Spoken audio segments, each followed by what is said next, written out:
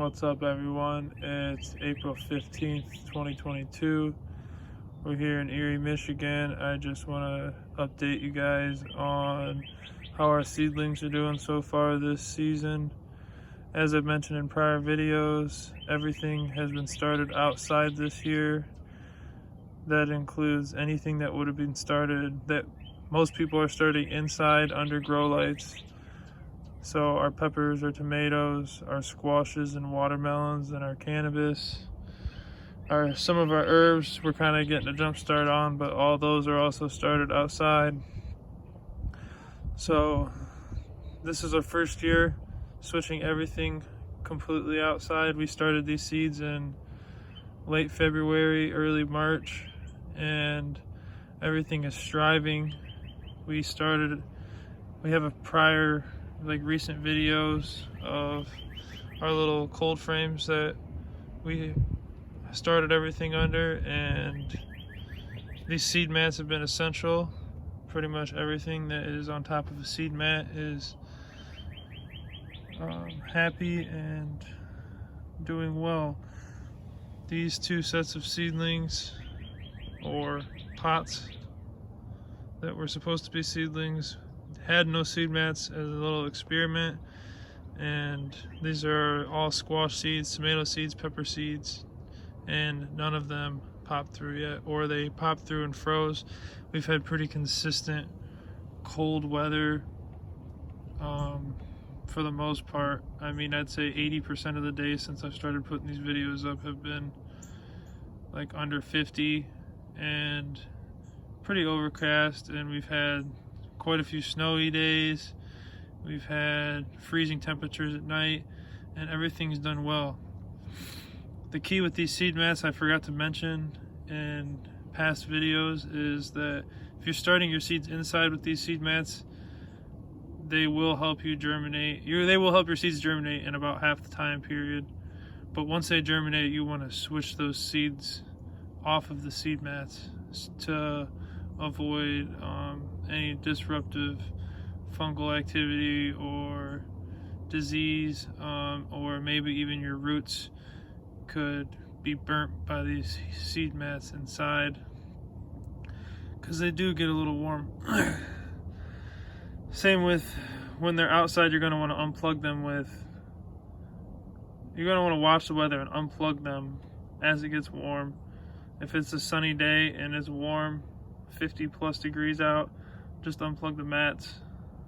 And then if it's, in the 40s or lower at nighttime, make sure you're plugging the mats in. And that's the key, is just kind of keeping an eye on them. If you have one day where it freezes, you're pretty much screwed. And if you have a day where it gets 75 out and you left the mats on and they're getting direct sun, then you could be roasting some of your seedlings, and at that point it's kind of hard to rebound. You're going to end up buying starters. And so real quick, the cannabis seedlings, these are feminized seeds by Sticky Drip Genetics and Cali Connection.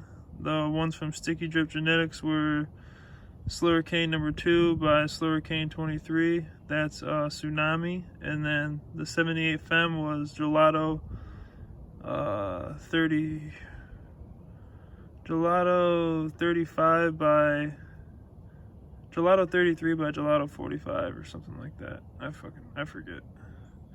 But either way, 2 different phenos of Gelato, 2 different phenos of Slurricane. And those were almost 100% germination. We had 3 over here that never germinated. These other 3 cups are just some melons that were waiting to pop through. And then with the regular seeds by Rising Moon Medicinals, these were Strawberry Croissant. We got 100% germination with those, 10 out of 10. We're waiting on our results for these. We sent these into a lab to check the sex so we could know ahead of time. So how you do that real quick is you just chop off one of these little embryonic leaves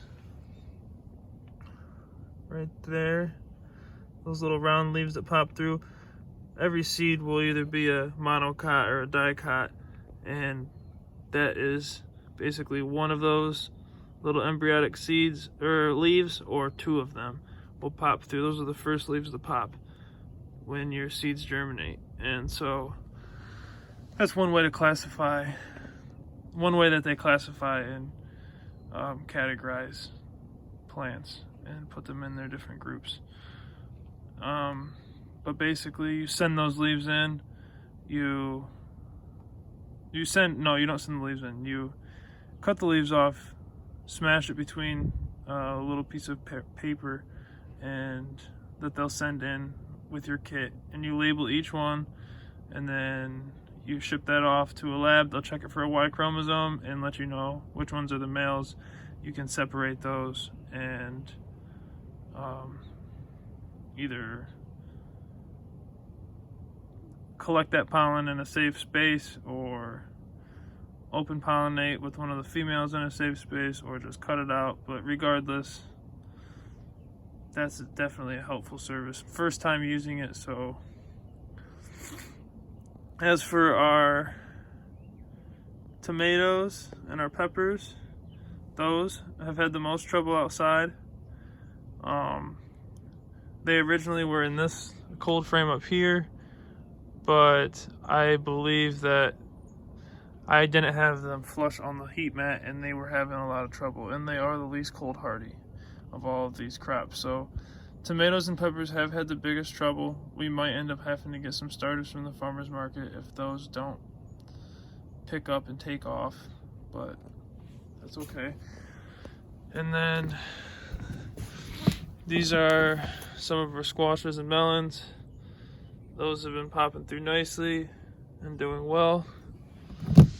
So just wanted to update everyone and let you know the little mini cold frames are working well. And so you're pretty much getting a little late if you want to start seeds. Get your gardens planned out, know where you want to put stuff, and have fun with it. I'll talk to you guys next time.